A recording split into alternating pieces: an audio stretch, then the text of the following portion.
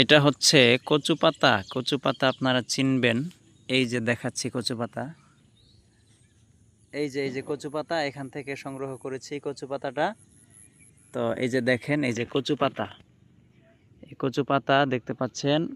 আমরা অনেক শুনেছি যে কচু পাতায় নাকি পানি দিলে পানি কচু পাতায় থাকে না, পড়ে যায়। এই যে দেখেন আমি পানি দিচ্ছি। এই যে দেখেন কি অবস্থা হচ্ছে। কচু পাতায় পানি দিলে সেটা কচু পাতার সাথে মিশে না। এই যে পড়ে যাচ্ছে, হ্যাঁ, এই যে পড়ে যাচ্ছে। ব্যাস, এখন আবার কচু পাতা আগের মতো হয়ে গেল। এই যে শুকিয়ে গেছে না? হ্যাঁ।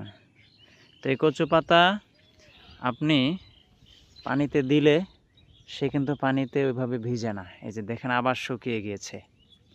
তো এখান থেকে যে বিষয়টা আমরা শিখতে পারি, দাও আর একটু পানি দাও।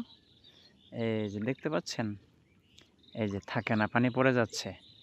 তো এখান থেকে আমাদের যে শিক্ষা সেটা হলো, এই দুনিয়াতে আমরা থাকবো, দুনিয়াটা হচ্ছে একটি গুনার পরিবেশ। তো সেই গুনাহের পরিবেশে আমরা থাকবো এমনভাবে এই কচু পাতার মতো গুনাহ যেন আমাদের শরীরে না লাগে। সুবহানাল্লাহ।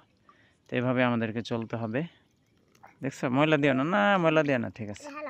ওকে, ধন্যবাদ সকলকে।